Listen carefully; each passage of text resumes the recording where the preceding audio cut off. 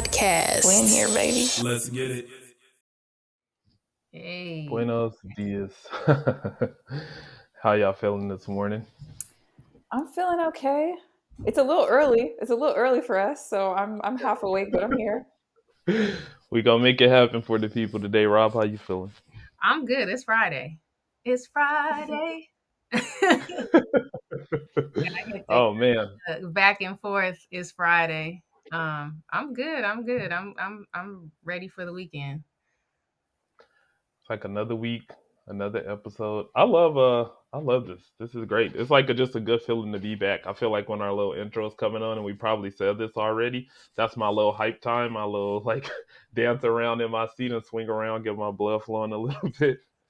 This episode is gonna drop on a Monday, so disregard my it's Friday. That's when we're recording. True. Y'all know how production this should be working.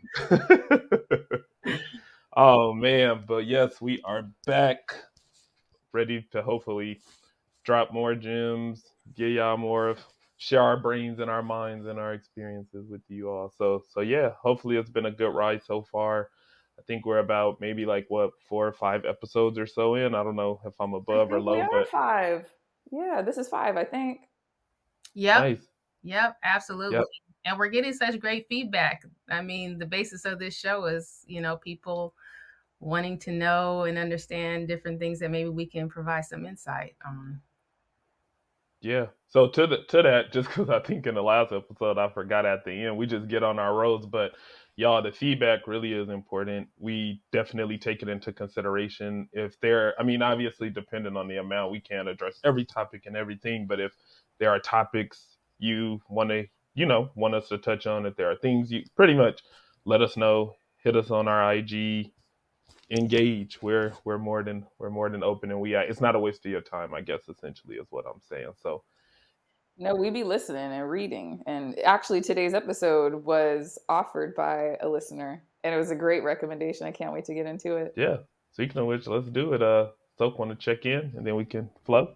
So I'd like to hear from you both, and then I'll share a quick ritual that you find yourself doing daily. So maybe a nightly or a morning. I know today Rob shared on Instagram one ritual she practices that helps her ground.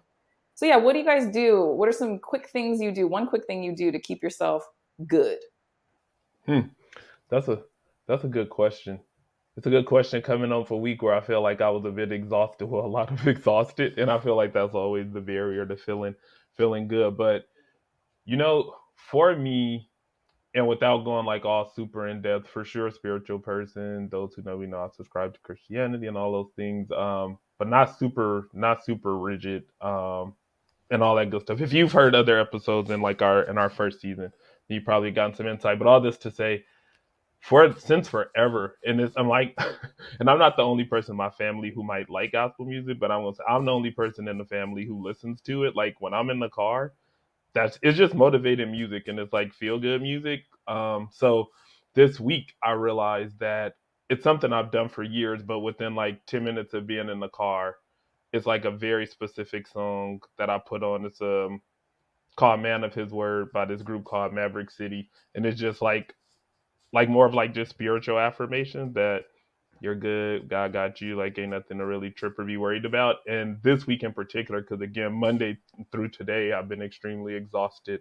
And this was the first week that it cognitively registered like, oh shoot, like this shit shifts my attitude. Like there was a couple of mornings where I real life left with what I would call an attitude, and I'm generally not a moody or person or anything. No, you are not. So like I left like flustered, and I don't start my days like that.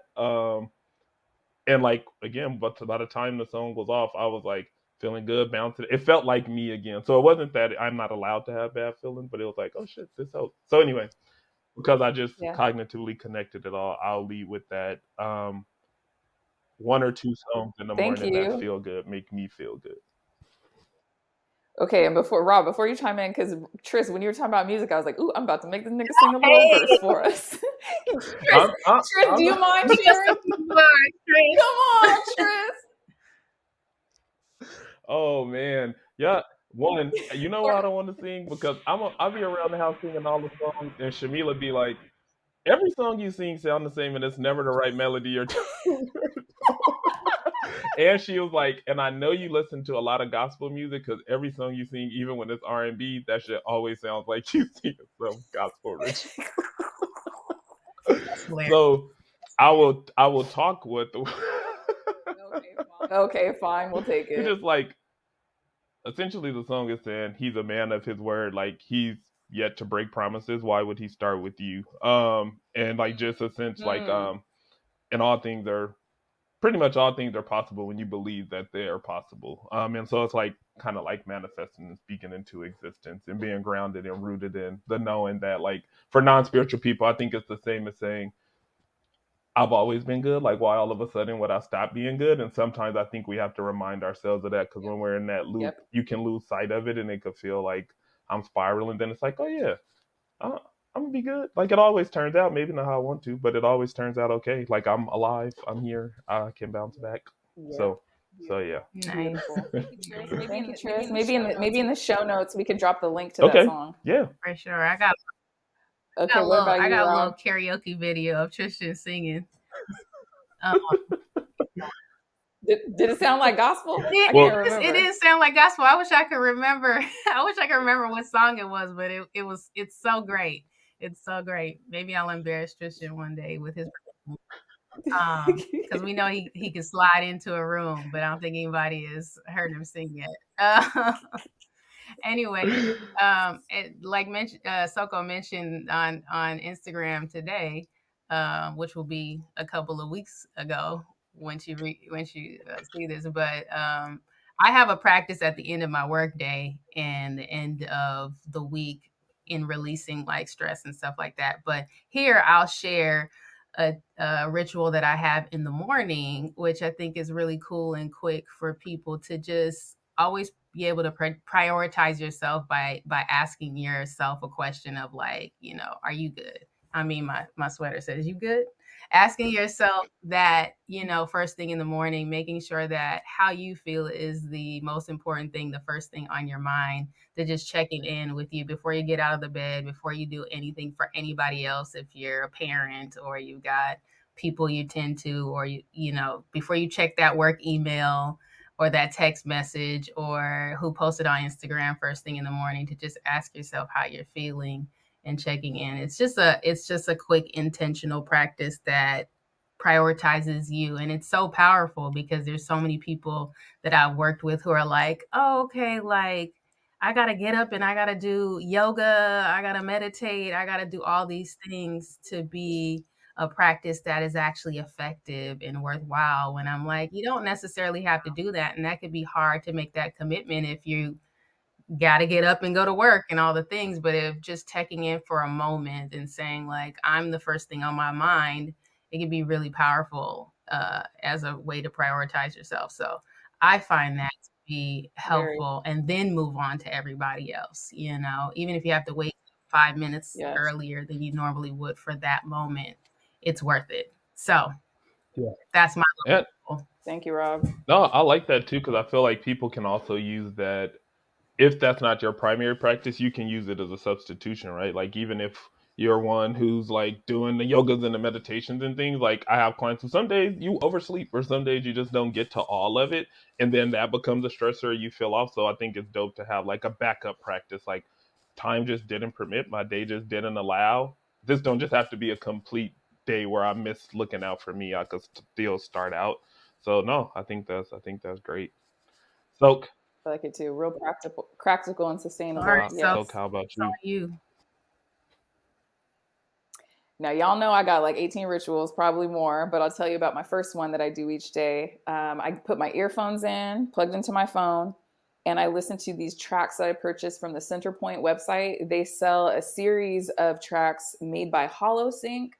And the concept is the science behind it, which I haven't like tested or verified, scientifically, but I have checked in with my own body, my own experience as I listen to this and use this as a tool. I found it effective. It is music sent at the same sound, but sent at different decibels or hertz in each ear, which helps the left hemisphere and the right hemisphere of the brain bridge and make connections that have maybe been lost. And just the neural pathways, like that there be better communication between both sides. bringing me more balance. And so right now, and for the past maybe 4 months, I've been using a track on trauma resilience. And part of those tracks, so it's like present and peaceful, radiant and resilient, releasing, and I forget the second word in that one. And then there's one at the bottom that I just discovered about a month ago called Worry Reliever, and it's 15 minutes. And so what I've been having a bit of anxiety lately because I have not found housing yet. And, it's like you said, Tris, we forget that we're always okay. I have to remind myself, like, every time you've sought housing, you find it. You have never not found housing, right? It's going to happen. It's a matter of time. But still, my my mind are wanting to unload, to like have my things spread out, to have my place, to create a new foundation for myself.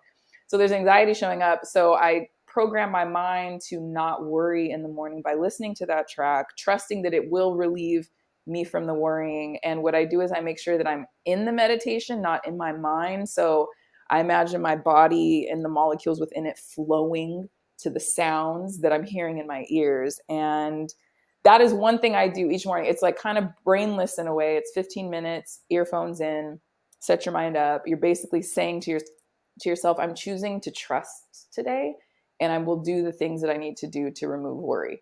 So check it out, Centerpoint with an E, and the tracks are under HoloSync, and the one I'm using right now is under the Trauma package, and the name of the track is Worry Reliever. Dope. So that's what I'm doing to keep myself right now. And as y'all see, a whole bunch of different stuff you can check out and do. As you see, we all kind of have different flows and all dope stuff. No, I love this. I think the key, and I think what I heard across all three of ours was things that start our day. So I think too, we're like usually trying to fit it in. You got to do something for you. I just remember these spirals I would be in when I would get in these long stints of like waking up, and as soon as my feet hit the ground, it's like, hurry up, brush my teeth, wash my face, like get ready to go work. And it's like that, even if it's just a few minutes for you, can be life changing. It just helps you feel like life is more than what you got to do and going. So yeah. But something that Soko said before you move on, Tris, checking in with yourself. Like we don't always have the science or the evidence-based stuff to know whether or not it's effective, but you can check in with yourself. If it's working for you, if it's making you feel good, do that shit. Because you're not, this is how we discover things, right? Like somebody had to feel some kind of way when something happened, and then they, tested it on other people, and you found out that it's effective for maybe certain types of people. There's so many different practices out here that, like, don't be afraid to try things without a bunch of like things you can Google that it works, right? Evidence. Because there's such thing as the biology of belief. There's such thing we know about placebos, that like if you believe something's working for you, it can have an impact on you physically, mentally, all those things. So I think that was important what you shared, that maybe you don't have all the evidence, but if it's feeling good to you and it's working and it's, grounding you and making your day better, do that shit. Yeah. Keep doing it. That's 100%. Right. That's right. So pivoting some, y'all and y'all listeners. We had one listener had the audacity to ask us. I'm just kidding. But no, one of, and I'm about to find his name too. One of our listeners. Okay, Rob knows it off top. I want to make sure we shout him out. K-Dub official. He is always listening and always giving us such great feedback, deep, meaningful feedback on what we're talking about. And so he brought up this topic. Go ahead. Kelly Wright. We love him. Let me tell you that I had posted once in our story that there was a trauma workshop that was free. It was like I think it was a 3-day or something. And he joined it. And so we were in the same workshop together online. And it's just always really beautiful to see a man be involved in their healing journey. And that's not to say that men aren't, but I think generally speaking, we can all agree that it's less likely that a man will than a woman. So to see him so engaged and he's so excited about learning about himself and healing, I just want to say, like, shout out. We see the work you're doing. I can feel the energy of love radiating from you, Kelly. And I know that's because you're over there doing that work. So shout out to you. And speaking of Mr. Kelly with the audacity, I'm just kidding. No, but he threw this topic out, and I'm only saying audacity because it pushes us to be vulnerable, which is dope, and we hope that that's coming through on the show. So he was interested in the three of us kind of discussing generational or intergenerational curses that we're working to break from our own families, which I think is just such a big topic because just as people, I mean, probably trusting and believing a lot of our listeners are going to be black and brown, but it doesn't have to be. But just kind of focusing on like for folks of color, we know just with the trauma, the oppression, all of the shit we've been through, how that like has its effects within families, and like shit is just deep rooted. So always a dope topic and a good place to go. So yeah, so Grob, how what where y'all want to start? We starting with our stories. We starting with where I, where y'all want to go with this? I could start with just more of a broader, you know, thing as far as that's concerned. I mean, as people of color, Yeah, you know, yeah, I feel like part of that is that unhealthy survival mode, you know, that doesn't allow us to kind of like experience emotions, feelings, and sit with them, you know, or, you know, the idea that we don't have the privilege, right, of like holding space for that, that we got to keep going, we got to keep pushing through and all of that. I think for me, that's like more of a general like idea that we might all be able to relate to on some. So I'm like, we could start Yeah. there. I mean, I have some specifics, you know, for myself and my family, but like, or what I've been working through, but like, just in, you know, starting with something more general, like just like what that might look like for each of us, of like breaking that idea of like, you know, we don't have space to even sit with what's going on with us, that yeah, we have to keep performing, or the weight of everything is on our shoulders, family, even, you know, on all the levels, micro, macro, meso, all the levels, we're trying to like, you know, we have to show up in a certain way because the fate of our people, the fate of our family depends on it, you know, that we have to always be showing up on our best behavior, whatever it looks like. So I'll throw that out there yeah. as a place to start. Yeah, no, for sure. I think that makes me think. So just let's dive in, taking a step back. What is an intergenerational or generational curse? Essentially, like what cycles? And I think people call them curses because they're usually toxic. Like what toxic or unhealthy cycles or patterns are continued in families and passed down. Sometimes this looks like direct behaviors. It could be addiction. It could be like those things. Sometimes it's more emotionally, like the inability to hold space. It can look a lot of different ways, but essentially, what cycles and flows have you been able to recognize or identify in your family that you want to change? And maybe you don't know how, or it's like the shit where you're like, this doesn't work for me anymore, or this isn't working for me. At some point in life, it's like shit collides, and you're like, the system you've always existed in. I don't know if it's coming into a certain level of awareness or if it's something specific happened to you. We all have different journeys of being able to arrive at, oh, then this is some shit. Like, and probably for most of your life, you thought it was normal. It just was what it was. So again, I think just kind of throwing that out, I guess, is a definition or starting place for those who maybe haven't really heard of these terms or aren't really familiar. So, again, toxic cycles, patterns, behaviors, just how your family system has flowed and how you're choosing to disrupt that toxicity and switch and change the game. Um, so, yeah. Yeah, and how difficult it is to be the game Mm-hmm. changer, to be the one who switches, I think is an important topic to cover. And you all know I share a lot about my life, so I won't be the first to share what generational issue I'm breaking. I'll allow Rob and Tris to start to share, and I'll chime in. Okay. So what y'all got? Okay. And this is funny because and I'm not so I'm speaking for self, don't want to project onto either of you. It's funny because like I feel like you just like chatty Cathy, and now that it's time to throw out some film shit, it's like, oh, who wants to go first? We'll wait. Who's raising their hand? But again, and I think just throwing that out so we can normalize that even for us, vulnerability in public forums can be challenging. So if you're on your road, your healing journey, vulnerability and all that stuff, no, even for three of your favorite therapists, that shit's tough. Talking about your shit out loud. But I'll start as the guy, acknowledging, like Sok said, guys are not the usual ones who are going to lead into their healing and really try and do something about it. No, but crazy enough, when this topic was thrown out to us, it came at a really good time in a sense of like, as we talk about a few moments ago, I just mentioned like usually we become aware of these patterns and cycles. Maybe it's things you know that happen, but it didn't really bother you until it does.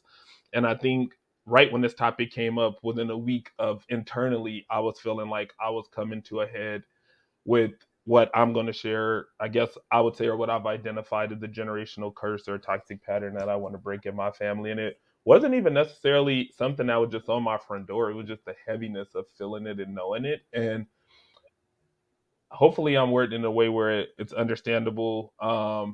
And again, these curses aren't specific. Don't have to just be exclusive to your people. Like tons of people are dealing with them. It's just how they show up. And I think for me, Mm-hmm. it's I was about to say like unhealthy communication habits, but it's really like if I dig deeper, it's really conflict avoidance and poor emotional regulation that then contributes to these toxic patterns. So it's really hard as a family, I'd say not everybody and not all the time, but it can be really hard to work through conflict, which conflict is inevitable. The closer in proximity you are when you're around people, people just won't always agree.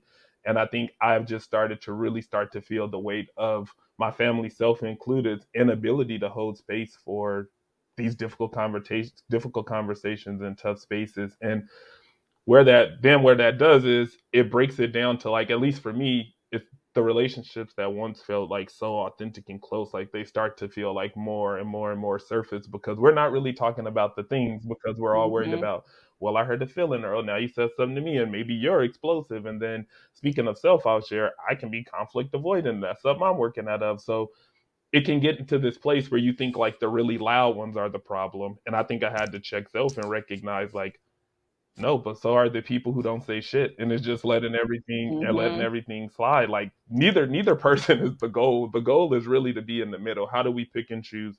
How do we sit in the discomfort without feeling like this? And I think that's where the fight or flight, right? Like, and it's all trauma response. Like if we're in these cycles of, I tell Soak like, yeah, you said this thing, it made me feel this way, and then maybe the response is a super dismissive one, like, you've been too fucking sensitive. And now I might be Mm-hmm. the one who just shuts down, or I might be the one who explodes. And now we out here arguing, we cussing each other out. And at some point you look up and you're like, man, this is not fun. Like somebody getting cussed out, we all have these like when it is a safe space and we're in our silos, people have these bigger thoughts about people and these issues. And as a therapist, I can step back and say, just fucking talk about it. Like we should all just go to the person and talk Yeah. about it. It'll all be good. It'll all be cool. But that's not how it happens, and I'm a part of that system too. Like I said, I've been on both sides, the explosive side because I was quiet for too long, or I don't know how to deal with the. And you know what I'll say internally? I would used to say for years, and it was almost like I prided myself on it. Like, oh yeah, I'm like 0 to 100. Either I'm cool or I'm exploding. And just in this moment, and I connecting like how problematic the thought was because I would tell people like that. I'd be like, yeah, because the in between, my voice is shaky, blah blah blah. That's the emotional regulation area. So I'm skipping it. Either I'm cool and chill and letting it slide, or I'm jumping to explosion. Both are me avoiding having to do any work around actually regulating myself, sitting in this discomfort, bringing myself down, bringing my. So for me, I would jump to either or because when I'm raging, we all know a good rage feels good until after the fact where you're like, whoa, I'm really remorseful because that was really shitty. Or the Mm-hmm. avoiding piece, you got to. So yeah, I'd say for me, it's that like what would it look like for us to be able to start to have real ass conversations? And though it doesn't feel like it in the moment, trusting and knowing that this will only make these relationships deeper and more meaningful. Because a lot of when you talk, a lot of what we're all missing is connection, and we feel like we aren't as close as we used to be. And we feel, and it's like, yo, it's because now that people are adults and they have a choice, this yelling and shit and talking to people however we want, and it's not working for people. So it's like Yeah. that shift to if we actually leaned into. So I'm trying to push myself to be the one who leans into the discomfort, who brings up the topic, who says, hey, kind of noticed XYZ, like leading the charge on like, hey y'all, what would it look like to change the dynamic, and taking the risk that people may be like, what the fuck are you talking about? And Yeah. giving myself permission to tap out when I need to and get, so yeah. I love that. I love that example. I think most everyone can probably relate to a certain degree. I love that you said, you highlighted that just because there's an explosive one doesn't mean the explosive one's worse. Like we're That all part. taking part in Hmm. this. And I was thinking like about, I don't know if we're gonna have time to dig in too far to this, but something I want to just like drop is when you notice whatever your intergenerational pattern cycles curse is, thinking about the why, like why it's been able to continue to be perpetuated. And I'm thinking like maybe Tris, you witnessed Hmm. explosions when confrontations were met and saw like, oh shit, well talking through it isn't the way to go, so avoiding is. So one, think doing some Absolutely. digging to see like Hmm. what has my experience been with it. And then also like I'm thinking the other side is the I think about the diagnosis borderline personality disorder, not because that's what you're talking about, but I think of that as a continuum, a spectrum, and it's like it's really people's fear that they will be thrown to the wayside for any little thing, and so that runs them, so they avoid. And I'm thinking that sorry, my brain isn't flowing as well as I want it to right now. I'm thinking that there's probably some nervousness in the connection, like you mentioned. So it's like being okay sitting in the middle of the tension, knowing that you'll be okay, that this person isn't going to run, and that there can be some sort of amicable Yeah. solution. Not knowing that that exists because you haven't been able to live it out and Yep. experience it. And it's fucking Yep. scary to sit through the discomfort the first few times, like, oh shit, I think I'm gonna Yeah. die.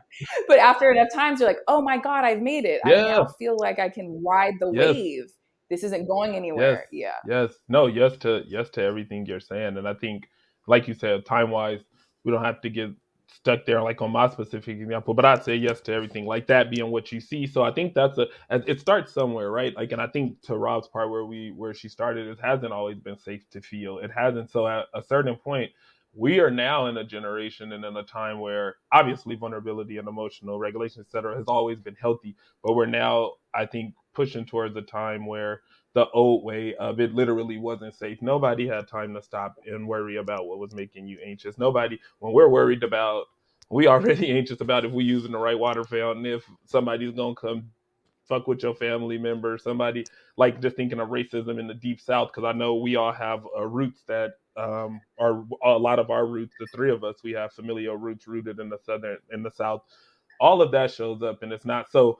At some point, those maladaptive coping, at some point it was felt adaptive because it was keeping you safe and alive. It become maladaptive, and then it just, now those of us far removed from those times, and now it is safer to feel, and we can slow down and have different conversations. Not at all speaking to the political context of racism, but just in general, we've evolved to a space where I think we can create space to have some of these harder conversations, but it's just not what we know because great great great grandma didn't have it, so then great great and great and grandma, like it, and it Right. passes down, and you look up and it can just show up and look so many different ways. And I think the one thing I was going to say is that within a family system, whatever that curse or toxic trait is, it doesn't always manifest the same, which is why I wanted to call out the one who might be explosive, the person who's really quiet and just taking it all, or the bystander. Like in general, this inability to regulate, sit in discomfort, it can Mm-hmm. look different for everybody. Self-soothe. Like it's, Mm-hmm. but the root of the problem is still the same, that you ain't able to sit in the tough shit and work it out. And yeah, no, just kind of recognizing like, okay, at some point it's easy to be like, yeah, we hear it all the time, like, yeah, you come to my family event, people gonna be cussing each other out over spades and stuff. That's all cool and fun. But then when you look up and you like, damn, we can't even barely get together for XYZ because so and so ain't comfortable no more, or so and so. That's when I think you got to start, or for me, that's when I started to question, like, okay, this has shifted from like, you got to have tough skin because everybody gonna talk a little shit and crack some jokes, to like, people can't just safely show up and be. Yeah, Yeah, yeah, yeah. yeah. So that's, Thank you, yeah, of Tris. course.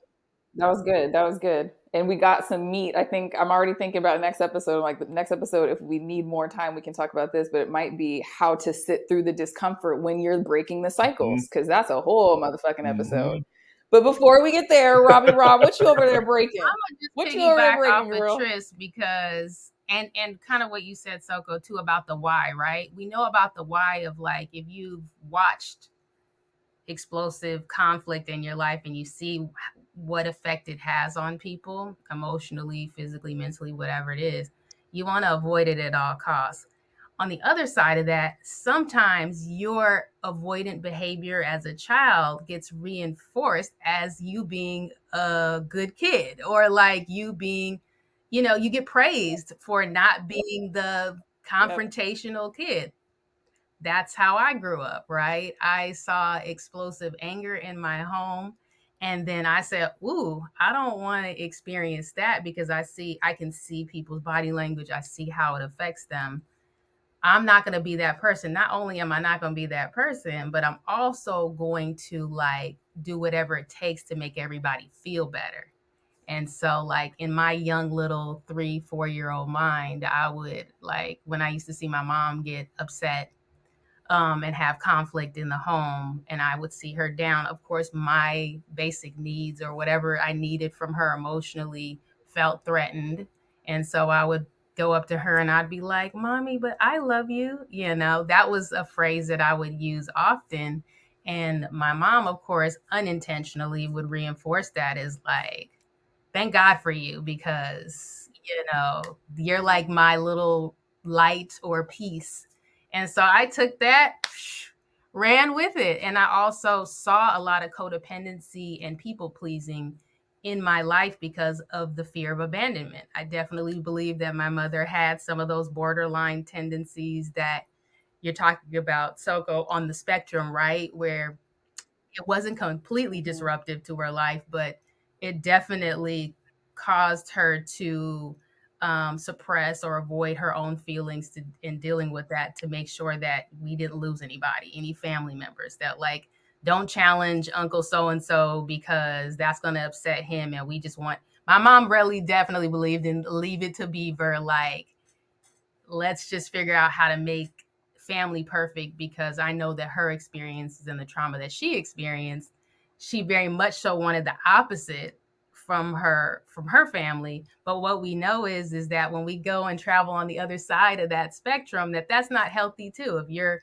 overbearing, you're a helicopter parent, if you want to like stop all conflict at all costs, we know that conflict does create growth, right? And if we don't have these difficult conversations, we're not going to move forward in a healthy way and have deep, meaningful relationships like you and Tris were talking about. So like, for me, it's been like breaking the habit of being a people pleaser to feel safe, because what I realized that did to me was I couldn't have any emotion on any side of the spectrum for like on a grand scale. Like if I'm happy, I'm chill. If I'm upset, I'm chill. Like I don't feel good, but I'm not gonna argue about it. I'm not gonna fight with you about it. And then that means I'm left not expressing the difficult emotions that I'm having. But then on the other end of that too was like, I don't want to get too happy or excited because the rug's gonna get pulled from under me from some sort of conflict. And also feeling like my joy took away from other people's joy. Like I couldn't be excited about what was going on with me because someone else might feel resentful or hurt by my joy, and not intentionally. Like none of this is like people are saying, I don't like you being happy. This is me interpreting and learning to read everybody's everything to like make sure I don't make anybody feel uncomfortable so that I can feel safe. And what that did was mute my emotions. And then it shows up in other ways. I had terrible stomach issues growing up, still continue to deal with that when stress comes in because of my inability that I'm still working through to like say what's on my mind, have the uncomfortable conversation with people, and know that no matter what, I'm going to be okay on the other side. Like, it's not about me saying, like, telling myself that, oh, this person is not going to leave me because I'm having a difficult conversation. It's like being okay with them not being okay, and being okay with them saying that because of that, I can't be in this relationship, and that's fine. I think a lot of us don't set boundaries, to jump off one of our other episodes, is that we don't want boundaries. We want to be able to rely on people. So if I set a boundary with you, that means I can't have access. So we also have to look at how, what all these fears that are coming up, fear of loss, fear of not trusting ourselves enough to know that we can handle whatever comes with speaking our truth and being open to not just our truth, but the truth, right? Because our Yeah. truth is not Mm-hmm. always the truth. It's just what we see from the lens of what we know. And until we are open to that, we won't have new experiences to challenge or rival the feelings that we've had. We'll just keep continuing in the cycle and passing that down to our kids. Like, don't rock the boat. It's easier, but it's really not, because we're not living a full quality of life. So that's me in a nutshell. Right. Thank you. Thank you. I think there's a lot of value in what you said. One thing that's standing out to me is for parents who are listening, because it seems it's real slippery, right? Like I'm imagining, I got nieces and when they can talk and come cuddle on me, and if I am having oh fuck that, as it was now, like I sometimes have hard days, and being around them does make me feel better, right? So I think the lesson for me is being mindful about how I package that communication, maybe to not make them feel like I need them to be joyful in order for me to feel better. But I could see how a parent may not mean to make you be the thing that brightens up their day, but just by virtue of you being there and actually brightening up their day, that they would say that. But the pressure that causes on you or causes for you, and then I think, Rob, like we avoid displeasing people or not being a people pleaser, because it's like, as you know, and I know, and those of us who are doing this work are experiencing, it's hard as fuck to sit through that after you start to honor yourself. It like feels like low-key Yeah. paranoia. You're coming up with all the things that you think they're thinking about you and who you might be now. And yes, it's scary as Yeah. fuck. Yeah. And hearing I think what it reminds me of is the need for like intentional parenting.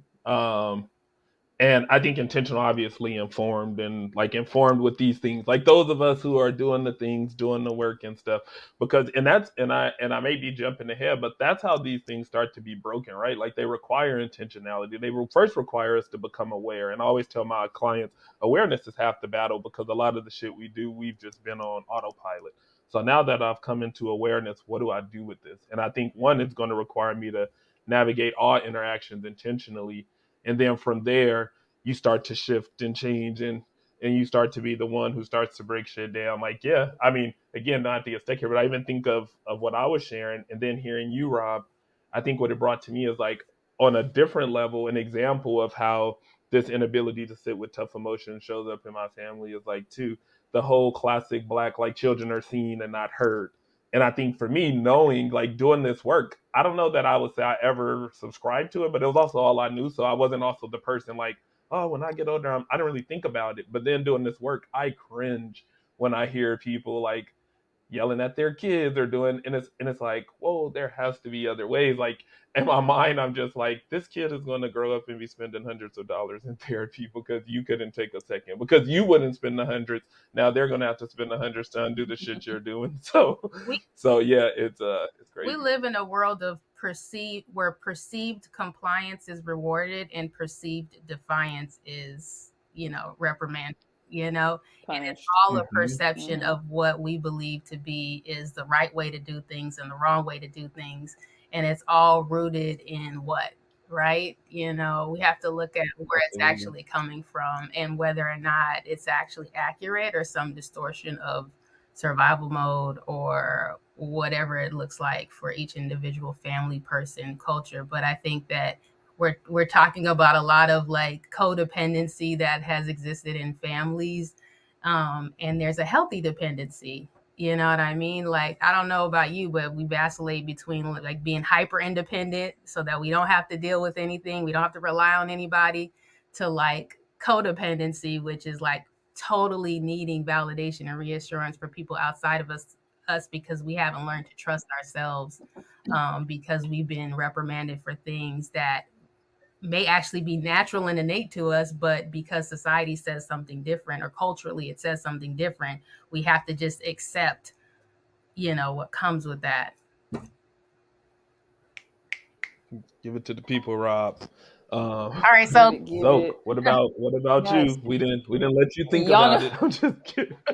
Well, you guys know I came in with I have 18 rituals and I have 18 intergenerational curses I'm breaking too. That's why we got 18 rituals, because we over here doing a lot of work.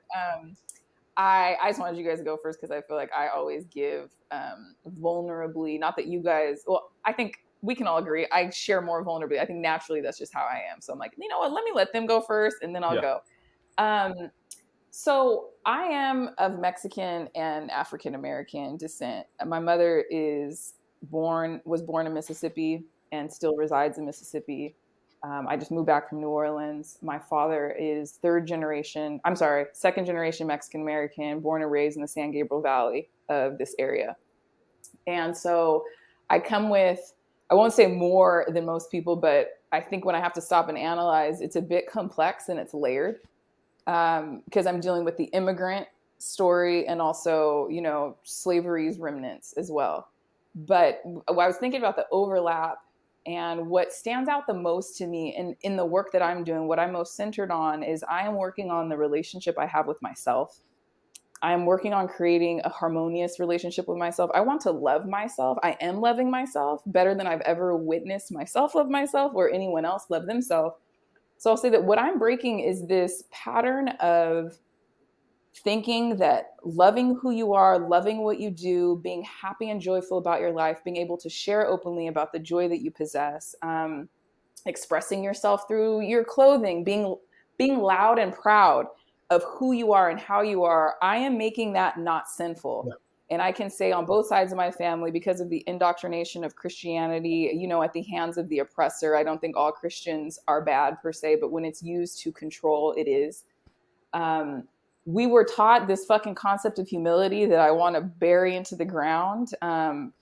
Humility, not to think that you are less than. I believe in, we are all equal, but I do not believe that we have to defer. We all possess God within us. And so the work that I've been doing that my family hasn't, that they see as sinful, is owning that God resides within.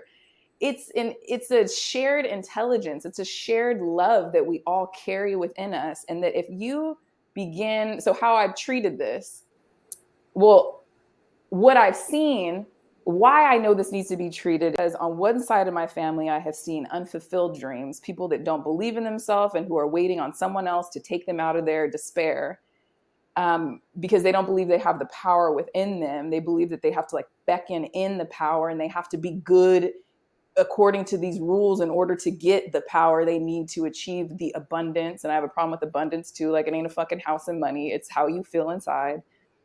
And on the other side of my family, I have overachievers. I have people who, how their lack of love shows up is their overproduction in their professional lives and their acquisition of goods, that this is the measure. And so both are a departure from self. And so what I have done is I have shifted what has been the biggest thing that has helped me heal from this is I have shifted from thinking that God is outside of me and that I need to be a certain way to receive, quote unquote, his blessings. And I'm like, no, what if I am a deity? If I was a goddess of something, what would I be the goddess of? What is my purpose here? And if I embody that and find the God in me and find that there is no issue with claiming that God resides within me, then I'm able to see the God in other people. And so my actual view is I believe that I possess godlike qualities. Tristan, I believe you do too. Robin, I believe you do too. And if I believe God is within me and y'all have God within you, then we're all fucking equal. We're all godlike beings traveling throughout this earth. So that has been the way that I have shifted. But I'll tell y'all, it has been very difficult to own my power, because I have one side of my family who's like, bravo, oh, wow, she's being really loud and bold. I think we like this. I think she might be the thing that's going to carry us out of our misery. And the other side is like, she likes herself too much. She's a little too proud of her work and her business. Now I'm like, after 2 years of this hard ass work, I'm able to be like, fuck what you think. You're never going to be able to see all of me because you can't see all of yourself. So I've been able to work through the paranoia that I just described and arrive at this place. So in short, I believe that I will be the first woman in both lines of my family who actually likes and loves herself. And that feels like a really good, powerful thing, and also a blessing that I can offer to. I just was blessed with two nieces this year, or I'm sorry, they came last year. They both turned one this year. If we can generate that, we gonna have this big, joyful love energy that is really, I think, what everyone is looking for and needs. We think it's money, we think it's houses, but it's really just to be able to enjoy your experience of life, your experience in your body, and to feel connected to others because you're connected to yourself. Being in New Orleans helped me tap into my truth. And I think that's why the ground and the earth there called me and said, you need to be here. New Orleans is a place of ease and play. And the people there, their first priority, well, first survival, second priority is joy. Where's the good time today? And so that culture, that energy, and the people who possess it, I was in close contact with on a regular basis. So I'll say that through play, the friends I have, shout out to Michelle, Karina, and Adriana in New Orleans, those three, when we got together, we played. Like, it's still to this day, like I'm carrying it out now that I'm back home. Like, I sit on the floor with my friends. I sit naked with my friends. I'll be in my drawers painting my toenails while, Jana's twisting her hair. We take bike rides through the park. When I'm at play, I'm reminded of me enjoying this in my earlier years before I started adopting all these other beliefs that those around me carried. And like, I remember that growing up, I used to always play store. I would organize some sort of, I don't know if I shared this on the podcast, but I organized a basketball camp when I was like 10. I was always the one hosting school for my neighborhood. So it brings me back to like my true essence, which is to organize, to offer, to sell things. Like I used to call my little cash register my teeter, because it used to go teet, teet, teet, teet, teet, teet, teet. Like those things, I'm just tapping back into joy through play. So yes, that is how I found myself, through getting on the floor with my girlfriends. Like you said, I think, and again, like in this, we hear of like all of the different directions folks are going. And I think the common thread is all three of us share things that bring us closer to honoring ourselves and holding space for ourselves and shifting from a place of, like so said, having to default to the expectation or the standard and being okay with being the one who's switching up the game. And being okay with being the one who's changing that, and knowing that it'll come with some conflict and tension, and knowing that that's okay. Like Robin said, I think Soko's example is what Robin said, where she said, we grow from conflict. I have to be willing to disrupt the system. I have to be willing to be the one who is too full of herself, or the one who's I have to be willing to subject myself to these different, I don't have to absorb them, but I know that they're going to come. For me to change, I know you're going to have shit to say. I know you're going to have thoughts, and I have to be okay with like, who gives a fuck? Like I have to start choosing me. And I think that's such a hard space and place to get to. So yeah. No. I want to chime in on that. Community is so important during your healing journey, right? Like I knew that I wasn't doing this wrong. When it got hard, I was already expecting it, right? Because I'm talking to people about their journey. I'm listening to podcasts, watching YouTubes, talking to y'all, reading the literature, right? So being around information or people who are aware of this experience or who have been through it is so important, because it can feel very lonely and scary. So be sure that you are, making an effort to seek community in your healing journey, those who are also along the path. Yeah, no, 100%. And I think, like you said, seek community. And I think we'll all have our things that help. Like, I don't think it's essentially, I think I'm saying, once you're able to identify this cycle that you want to break, it's okay to need help doing it. You don't get extra points for being like, I did it alone. And what I mean by alone is I struggled through it without a single ounce of help. Like Sogo said, if it's a book, if it's a podcast, for me, it's been therapy. It's been conversations out loud. It's been like, we all need something that kind of helps facilitate this change.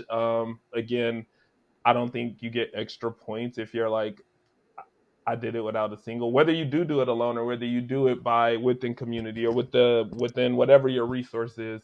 I guess it's me saying, don't be afraid to tap into that help. This isn't supposed to be easy. You aren't tripping if it's not easy. Yeah, not tripping at all. So just trying to normalize that, even for the three of us who are highly trained and skilled in all of the things. And if you were a client, if we were our own client in another universe, we probably could break down exactly how to navigate it. But when it's you who are actually in it and you're experiencing the emotion and the heaviness, like Soko says, sometimes that discomfort can literally feel like this is going to kill me. Like, this is, and I think where you can connect the dots for me, like when I hear like the yelling stuff, sometimes it brings up this internal response, and it's the exact same response I would get like in childhood when I would hear yelling. So it's like these reminders that like this shit's connected, like Yep. the exact same feeling, and the fact that you connected it means it's connected, because if it was just a unrelated feeling, every time I'm sad, I don't think about when I was sad in childhood, so I know this is like, so I think that shit gets heavy, and sometimes like I can't fucking breathe. That's a question. I'll And throw this out yeah, here as a question that for our listeners to ask themselves whenever they feel triggered or whenever they feel uncomfortable when they're trying to lean into something. Ask yourself, what's familiar about this? I found that to be really helpful for myself and for my clients to be like, Mm-hmm. when was there another time that I felt this way? These sensations in my body or these thoughts came up.